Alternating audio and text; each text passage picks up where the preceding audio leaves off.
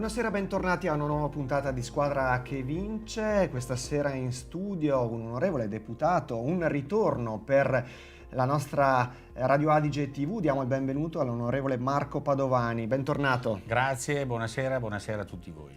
Lei è stato nostro ospite in altre vesti, come consigliere comunale, come assessore, adesso come deputato, e quindi partiamo proprio da qui. Qualche mese fa, a ottobre, c'è stato l'insediamento, la sua elezione a Montecitorio. Possiamo dire che è stata un'emozione grande? Sì, devo dire è stata intanto un piacere tornare qua da voi, insomma lo faccio sempre con il cuore che è rallegrato, probabilmente mi avete portato anche fortuna e quindi questo è un motivo di soddisfazione. Sì, Montecitorio è da tanta emozione, soprattutto il primo giorno in cui entri in Montecitorio, insomma è un cambio di passo della mia vita professionale, non solo, importantissimo, notevole. E quindi con la responsabilità che mi sento addosso comunque ogni giorno per un lavoro importante in una situazione di difficoltà che sta vivendo il nostro paese anche in questo momento. Tra l'altro un Parlamento, sia in Senato che alla Camera, ridimensionato dal punto di vista numerico, la prima legislatura con il numero di parlamentari appunto ridotto. Immaginiamo che ci sia ancora più lavoro, onorevole. Sì, assolutamente, le commissioni stanno lavorando moltissimo e quindi questo è anche un motivo di ulteriore da parte mia impegno che devo produrre, ma che lo faccio con grande interesse e soprattutto molto volentieri. Non volendomi però, non voglio assolutamente nemmeno però staccarmi da quello che è il mio territorio, la mia città, la mia Verona, e quindi ritorno sempre con piacere a Verona e poi tutti i giorni per me sono motivi di lavoro, ecco, questo sì.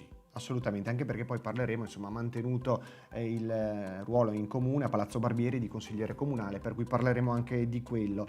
Dal sito proprio della Camera dei Deputati diamo proprio uno sguardo, c'è la sua anagrafica, chiaramente così come compete ad ogni parlamentare, e lei fa parte appunto della Commissione Difesa, la quarta commissione. Una commissione che in questo momento è molto importante. Sappiamo l'impegno della nostra nazione un po' in tutto il mondo per la difesa, ma in particolare anche come aiuto nei confronti dell'Ucraina. Immagino che all'interno della vostra commissione si parli in maniera importante di questo aspetto. Sì, assolutamente, direi che uno dei motivi principali in questi giorni, in queste settimane, sicuramente è la questione militare per quanto riguarda il conflitto Ucraina e Russia.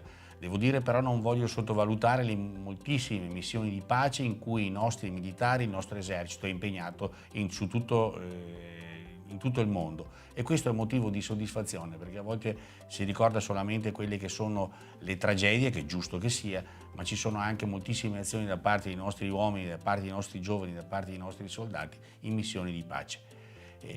L'aspetto, come diceva prima, importante è su questa situazione che si è creata con grandi difficoltà ormai purtroppo da un anno. Però vorrei sottolineare anche l'aiuto fondamentale che sicuramente la nazione e moltissimi comuni anche danno dal punto di vista umanitario nei confronti del paese colpito che è l'Ucraina.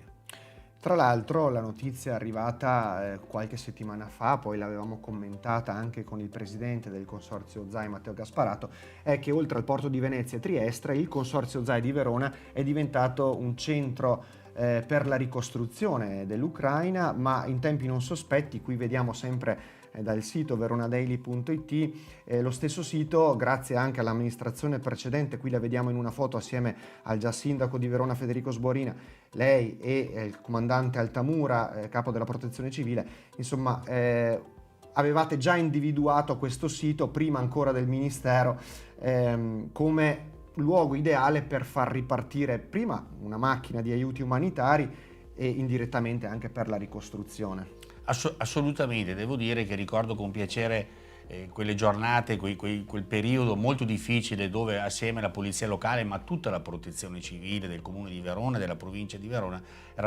siamo riusciti a creare un hub importantissimo dove abbiamo raccolto veramente tantissime tonnellate di aiuti per l'Ucraina. Ora ci sarà, e a seguito poi c'è stata la visita del ministro Urso Ora ci sarà un ulteriore passo in avanti perché diventerà la città di Verona, attraverso il Consorzio ZAI, un'importante attività anche per la ricostruzione, perché bisogna ricordarci che di fronte a una guerra di questo tipo sicuramente la ricostruzione di quel paese sarà fondamentale, e sarà fondamentale anche l'aiuto non solo ovviamente di tutta l'Europa, ma sicuramente l'aiuto della nostra nazione, del nostro paese. Assolutamente, qui vediamo proprio sempre da il nostro sito veronadaily.it proprio come il ministro Urso poche settimane fa ha incontrato proprio il presidente Zelensky, e proprio grazie a questa stretta di mano e a questo accordo tra i due paesi è stato identificato proprio il sito del Consorzio ZAI come uno dei 3 centri logistici per gli aiuti in maniera consistente. Speriamo il prima possibile si arrivi a una pace definitiva e quindi anche a una ricostruzione. Dicevamo, il legame con il territorio non l'ha mai lasciato, ha mantenuto anche il posto a Palazzo Barbieri e da qui chiaramente può portare avanti anche l'esperienza pregressa come assessore, perché anche la nostra città chiaramente ha bisogno di proseguire sulla strada che ha fatto fino adesso dal punto di vista della sicurezza. Sicuramente, tra l'altro recente anche un suo appello affinché ci sia più attenzione su questo aspetto, ma non solo. Sì, assolutamente, ci sono moltissime questioni che sono state poste, che sono ovviamente in agenda per quanto riguarda l'amministrazione comunale, non ultima quella di Verona 2026, l'iniziativa per le Olimpiadi di Cortina, quindi ci eravamo spesi moltissimo, si era speso moltissimo il nostro sindaco Sbuorina per quella che è un'attività che sicuramente sarà un evento che andrà a gratificare la città di Verona. Ma ci sono molti aspetti legati a iniziative che devono partire, ma lei citava ovviamente anche la sicurezza. Noi come gruppo consigliare di Fratelli d'Italia guardiamo moltissimo quello che è la sicurezza dei nostri quartieri, dei cittadini, quindi vogliamo fare una pressione, che sia una pressione ovviamente propositiva nei confronti di questa amministrazione, per cercare di risolvere quelle sacche che quotidianamente purtroppo ci sono all'interno della nostra città. Ma c'è ricostruzione, ci sono i lavori pubblici, insomma ci sono una serie di cose legate alla vita quotidiana di un'amministrazione che noi guardiamo con la massima attenzione. Tornando un attimo su Verona 2026, perché ricordiamo che la nostra città sarà sede della cerimonia di chiusura dell'Olimpiade e sede tra l'altro della cerimonia di apertura invece delle Paralimpiadi. Avevate analizzato appunto con la precedente amministrazione davvero nei numeri anche questo evento che darà una visibilità clamorosa alla nostra città. Sì, devo dire che questo è il valore aggiunto a ciò che già fa una città dal punto di vista culturale. Non voglio ricordare ovviamente l'attività dell'Arena di Verona, delle molte iniziative durante l'estate. Questo sarà un valore aggiunto in un mondo che probabilmente sconosciuto, che andrà a recepire, andrà a contattare veramente quelli che sono anche un turismo sportivo di altissimo livello, e che devo dire che Verona sicuramente se lo merita tutto. Abbiamo trovato nel frattempo anche le immagini, vediamo qui sempre dal sito veronadaily.it, la visita del ministro Urso proprio recentemente nella sede del Consorzio ZAI, insomma con diversi rappresentanti della politica locale non solo, e appunto il ministro Urso ha twittato anche, ha incontrato le rappresentanze di imprese e categorie economiche, ha approfondito l'opportunità legata al corridoio logistico tra l'Interporto e l'Ucraina, quindi vedete che anche da parte del governo c'è un'attenzione massima nei confronti della nostra città per vari aspetti e vari motivi. Sempre parlando di difesa, sta diventando nelle ultime ore anche un tema centrale, anche se magari non tutti ci pensano, quello legato alla cyber security, no? La difesa così legata ai sistemi informativi. Vediamo qui dall'ANSA, Palazzo Chigi ha escluso un attacco, anzi un danneggiamento in seguito all'attacco che c'è stato nelle scorse ore ai settori critici, però non bisogna sottovalutare questa continua azione degli hacker che potrebbero creare davvero danni enormi da questo punto di vista. Assolutamente, devo dire che questo è un aspetto molto importante che Montecitorio, Palazzo Chigi l'ha già iniziato a guardare con la massima allerta, ma tutti i ministeri, e questo fa parte purtroppo di quelle che sono le guerre al giorno d'oggi. dobbiamo mantenere la massima attenzione perché ovviamente ne va dell'attività quotidiana di tutte le attività sul territorio nazionale. Quindi anche da questo punto di vista il Ministero degli Interni è già attivo per vedere, per verificare, per poter frenare perlomeno una situazione di questo tipo, che è una guerra difficile perché non hai di fronte l'avversario, il nemico e l'avversario. Si nasconde tra i tasti della tastiera. Assolutamente. E tra l'altro molti non ci pensano, però oltre alle imprese che vengono, diciamo, ricattate dopo essersi viste bloccati tutti i dati aziendali, ci sono anche settori strategici, appunto, pensiamo a tutti i dati che riguardano la sanità, oppure che se davvero entrassero in mano di ricattatori potrebbero bloccare addirittura. Assolutamente, no? Il mondo della sanità, quindi gli ospedali, il mondo economico, noi dobbiamo mantenere, non abbassare mai la guardia su questa cosa, perché è un'altra guerra nella guerra questa, e quindi dobbiamo affrontarla in maniera molto molto determinata, ma devo dire che il governo lo sta già facendo in maniera adeguata. Chiudiamo questa bella chiacchierata pensando anche a Fratelli d'Italia, questo partito che ha avuto un successo molto importante, aspettato, c'è da dirselo, perché insomma già i sondaggi davano la premier Giorgia Meloni insomma come fatta, e infatti ha ottenuto un risultato importante, diventando poi la prima Presidente del Consiglio. Ecco, lei che la vede, la incontra tutti i giorni a Montecitorio, ci parla, come la vede? Motivata la nostra Presidente del Consiglio? Innanzitutto la nostra Presidente del Consiglio è motivatissima, come sono motivatissimi tutti i nostri ministri, motivatissima e determinatissima soprattutto, nel modo dove gli input di lavoro sono ben precisi, e devo dire che io sono certo che grazie a questo successo che è stato costruito nel tempo, non è un successo questo che è arrivato all'improvviso, è stato costruito passo passo. Io ricordo 10 anni fa era nato Fratelli d'Italia e veramente avevamo dei numeri che erano veramente risicati come percentuali.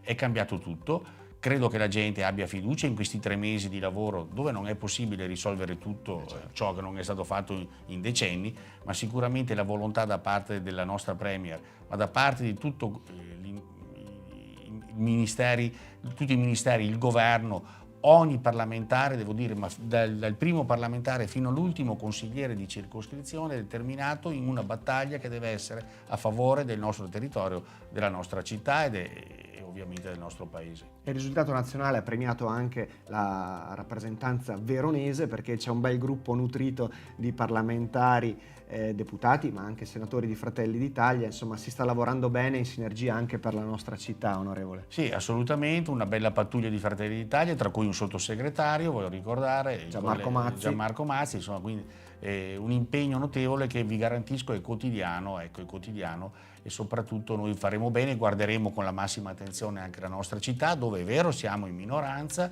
però devo dire abbiamo guadagnato anche 2 circoscrizioni, 2 presidenti di circoscrizioni in quarta e in quinta, abbiamo anche lì una pattuglia di consiglieri comunali, di cui io, come si diceva prima, faccio parte, che siamo molto attenti a tutte quelle che sono le esigenze della città. Chiaramente anche dal punto di vista locale si sta un attimino riorganizzando la macchina per arrivare al prossimo appuntamento elettorale fra 4 anni e mezzo, insomma pronti per una nuova sfida e magari riportare la città al centrodestra. Così come noi assolutamente vogliamo riprenderci questa città, riteniamo che in questo momento è inadeguata l'amministrazione comunale per certi aspetti e per certe scelte che sta facendo o che non sta facendo, quindi noi stiamo lavorando, noi vogliamo arrivare a un centrodestra che sia unito per riprendere in mano le sorti della città. Onorevole, grazie per questa chiacchierata, per questo approfondimento nazionale e locale. Sappiamo insomma che tra poco tornerà a Roma, quindi buon lavoro e grazie per essere stato con noi. Grazie a voi per l'invito, grazie. E noi ci vediamo tra poco. Sei un artista e vuoi esibirti sul grande schermo? Partecipa al premio Radio Adige TV, dedicato a cantanti, band e musicisti. Iscriviti al programma Smart Music. In ogni puntata sarà presente un team di esperti e il vincitore si porta a casa un contratto discografico, la copertina del settimanale Verona Eventi, inserimento nella compilation Radio Adige TV Summer Hit, 6 mesi di passaggi in alta rotazione sui nostri palinsesti e 6 interviste negli studi di Radio Adige TV per l'anno 2023. Partecipa anche tu dal lunedì al venerdì su www.radioadige.tv e canale 19 su Smart TV. Ti aspettiamo a Smart Music.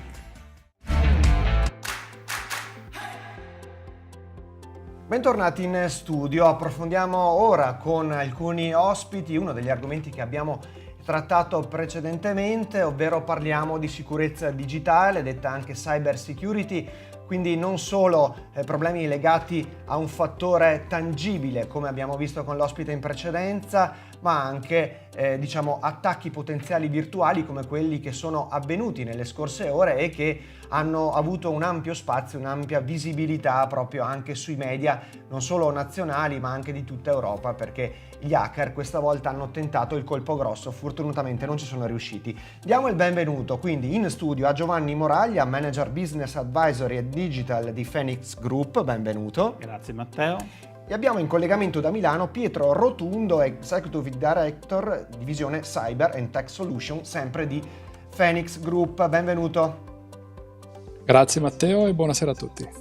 Allora, partiamo un po' con ordine, iniziamo a vedere chiaramente anche una rassegna, qui Sole 24 Ore, Cyber Security, l'esperto, nessun attacco massiccio, nel mirino piccole imprese che non aggiornano i sistemi. Questo è un titolo interessante perché poi lo vedremo in particolare con Rotundo, ma partiamo con Moraglia. Per i non addetti ai lavori, cosa si intende per cyber security e perché c'è stata questa grande attenzione dei media e non solo? Perché sappiamo che i potenziali danni creati dagli hacker al giorno d'oggi, dove la tecnologia è diffusissima, potrebbero creare davvero dei dissesti non indifferenti. Certo, la cyber security, o meglio sicurezza informatica, è un processo fatto di tecnologie, soluzioni, persone che hanno lo scopo di mettere in sicurezza il sistema informatico di un'azienda, quindi salvaguardare il patrimonio aziendale, salvaguardare quello che è il rapporto con lo stakeholder, con il cliente e permettere l'erogazione del business. Ovviamente è un processo che non ha un inizio e non ha una fine, ma è un processo che è continuo, è un processo che deve vedere persone al centro del progetto, persone fatte anche di professionisti, di fornitori, che insieme ai manager e agli imprenditori lavorano insieme per salvaguardare quello che è il patrimonio dell'azienda. Il patrimonio dell'azienda è il dato da cui parte il rapporto tra il fornitore, il cliente fornitore. Perché, diciamo così, bisogna essere attenti? Sappiamo che lei in passato ha lavorato anche per alcune utility, quindi per degli enti pubblici. Insomma, il patrimonio dei dati di cui ci sta parlando è veramente qualcosa di importante. Perché gli hacker puntano, a questo patrimonio in maniera sempre più massiccia? Ma l'hacker ha purtroppo un obiettivo che a volte può essere positivo o negativo, che è quello di mettere in difficoltà un'azienda, grande, media o piccola, partendo anche da azioni informatiche che vanno a danneggiare un sistema informatico. Come lo fanno? Lo fanno a volte analizzando il contesto aziendale, cercando di capire quelli che sono i processi che l'azienda svolge, come eroga il proprio business la stessa azienda e come anche i propri dipendenti, i propri stakeholder raccontano e portano avanti quello che è il rapporto tra il cliente e il fornitore. Quindi c'è uno studio iniziale che porta poi a evidenziare quelle che sono le difficoltà o le probabili difficoltà informatiche e poi nel pratico eseguire l'attacco. Rotundo, tra le tante criticità che purtroppo interessano le aziende, le piccole e medie imprese, c'è anche questo nuovo capitolo della cyber security, nel senso che la cyber security non è una criticità in sé, ma i danni provocati da attacchi per mano degli hacker possono essere davvero notevoli anche per le aziende. Ecco, cosa bisogna fare in questo caso? Come bisogna approcciarsi a questa materia? Mi metto nei panni, per esempio, di un imprenditore che ci sta ascoltando o un'imprenditrice. Quali sono i passi per cercare di tutelarsi il più possibile? Certo, mi allaccio a quello che diceva il collega Moraglia, perché se chi ci attacca fa uno studio, dal punto di vista delle aziende non è possibile improvvisare da un giorno all'altro la propria protezione di cyber security. Vuol dire che l'approccio alla cyber security deve essere, olistico, o meglio, più semplicemente organizzato, strutturato, quindi bisogna in qualche modo affidarsi a qualcuno che ci sa dare un consiglio tecnico in base all'esperienza, in base alla conoscenza non solo del mondo tecnologico, ma anche di chi sono gli attaccanti. Quindi uno degli errori più grossi che si fa oggi nelle aziende è quello di seguire le mode piuttosto che il consiglio di un amico, di un imprenditore amico, e quindi utilizzare un approccio alla giornata. Diversamente invece deve essere qualcosa di strutturato, proprio perché chi c'è dall'altra parte lo fa in questo modo per professione. Spieghiamo anche al pubblico a casa che ci sta seguendo, insomma, perché questi attacchi sono potenzialmente molto molto pericolosi. Rimango sempre da lei, Rotundo, e rimaniamo nell'alveo, diciamo, delle imprese private. Poi magari con l'esperienza anche di Moraglia cerchiamo di capire invece i potenziali danni che potrebbe creare un ente pubblico o comunque una struttura anche a livello nazionale, perché insomma succede anche questo. I danni, dicevamo, potenziali sono tanti. Certo, i danni sono innanzitutto di tipo reputazionale, ma anche oggettivo, operativo e quindi economico. Gli attaccanti puntano a interrompere l'attività di un'azienda, mettere in difficoltà l'azienda e quindi in qualche modo ricavarne un beneficio ricattando per esempio l'imprenditore o i reparti dell'azienda che sono dedicati alla protezione. Questo comporta, diciamo, una escalation a catena, no? Quindi nel momento in cui i sistemi sono interrotti o messi in difficoltà, anche i servizi vengono interrotti e quindi da un lato i clienti non hanno ciò che vogliono, pensate per esempio ai sistemi bancari, all'accesso ai conti correnti, piuttosto che ai servizi di sanità che sono altrettanto importanti e prioritari, e quindi di conseguenza si genera una catena di blocco e di paura e di difficoltà che può portare, diciamo, anche a conseguenze sistemiche per il mondo economico italiano o quello delle aziende a cui facciamo riferimento. Perché molto spesso richiedono riscatti in moneta, cioè denaro, per poter decriptare i vari file che sono invece stati in qualche modo congelati. Moraglia, dicevamo, anche gli enti pubblici sono diciamo dei possibili bersagli. Nella sua precedente esperienza, insomma, professionale, dicevamo, lei ha lavorato anche per delle utility e eravate ben consci di questo pericolo. Sì, sicuramente sì, essere consci sicuramente è il punto di partenza, sapere come approcciare al rischio, sapere come muoversi per risolvere un problema è già un punto di partenza. Ovviamente è un processo che si fa in maniera continua, bisogna stancarsi mai, valorizzando soprattutto le persone, quindi i dipendenti, formandoli, rendendoli consci del proprio ruolo e renderli partecipi di questo processo che per le aziende pubbliche o private sono un valore aggiunto verso i propri clienti.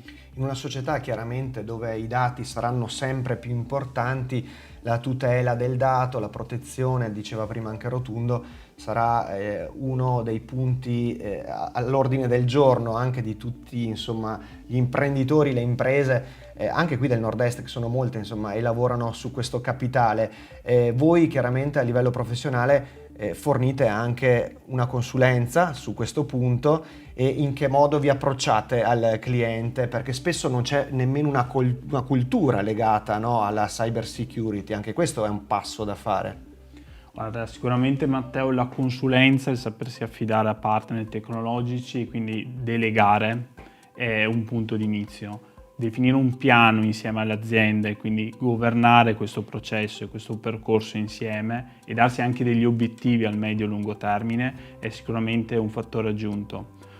Come ripeto, è un lavoro che si fa di squadra, dove i dipendenti, gli imprenditori, i manager, i fornitori, ma anche gli stakeholder esterni devono concorrere alla buona riuscita di questo obiettivo che gradualmente deve migliorare quello che è il perimetro, il contesto aziendale a livello di sicurezza.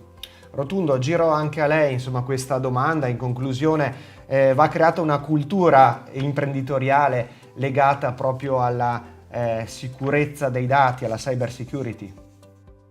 Assolutamente sì, come Phoenix ci lavoriamo da oltre 10 anni, quando la security era, diciamo, un tema minore, no? Nell'agenda dei grandi manager. Oggi la platea degli esperti, dei fornitori di security, dei sedicenti esperti si è allargata, ma non cambia la modalità con cui approcciarsi, ovvero quella strutturata, organizzata, che parte dalla necessità, dai bisogni di protezione, dagli aspetti critici e poi per concludersi su che cosa realmente un'azienda ha bisogno. Credo che uno dei concetti più importanti che possiamo, con cui possiamo accompagnare i ragionamenti dei nostri colleghi imprenditori è non se ma quando, nel senso che ormai è chiaro abbastanza a tutti che prima o poi saremo attaccati in qualche modo, mi riferisco alle aziende, quindi il punto non è se saremo attaccati e quindi se mettere in piedi qualche strumento o un approccio di security, ma quando arriverà l'attacco e quindi farci trovare preparati. La prevenzione è chiave, non se ma quando. E gli imprenditori come li vede? Li vede attenti, interessati, un po' sul pezzo, come si direbbe anche a livello giornalistico, su questi temi? Il panorama è abbastanza variegato. Chiaramente le società più strutturate, più grandi, si sono già strutturate, ripeto la parola, e da tempo, in forme e misure diverse, magari perché hanno degli obblighi normativi, regolamentari, e quindi devono garantire la sicurezza del dato ai propri clienti e quindi lo fanno a monte garantendosi. E invece il medio tessuto industriale imprenditoriale italiano, che è poi quello più diffuso, è al momento nettamente impreparato o insomma ancora deve fare tanta strada, ed è per questo che cerchiamo di portare avanti la cultura della protezione di sicurezza, il non se ma quando che dicevo prima, perché la tendenza soprattutto in Italia è ancora quella di coprirsi dopo che ho ricevuto l'attacco piuttosto che dopo che l'ha ricevuto il mio collega imprenditore vicino, e questo è inutile a fronte di chi studia come gli hacker, gli attaccanti, per mesi, per anni, come attaccare chi. Questo ovviamente va nell'ordine insomma delle idee che bisogna lavorare in prevenzione, quindi non dopo, giustamente come dice Rotundo, quando ormai il danno è fatto. Grazie per essere stati con noi e per averci dato una mano ad approfondire un tema che meriterebbe uno spazio molto più ampio e molto più approfondito, ma sicuramente ci sarà occasione per tornare a parlare di questi temi che sono attuali, all'ordine del giorno e interessanti chiaramente per la tutela del patrimonio aziendale. Ringrazio quindi Giovanni Moraglia, presente qui in studio. Grazie Matteo. E Pietro Rotundo, appunto collegato da Milano con noi, per essere stati assieme a Squadra che Vince. Grazie. Grazie a voi, buona serata. Buona serata. Squadra che Vince termina qui, la prossima puntata appunto domani, solita ora, Radio Adige TV. Grazie per averci seguito.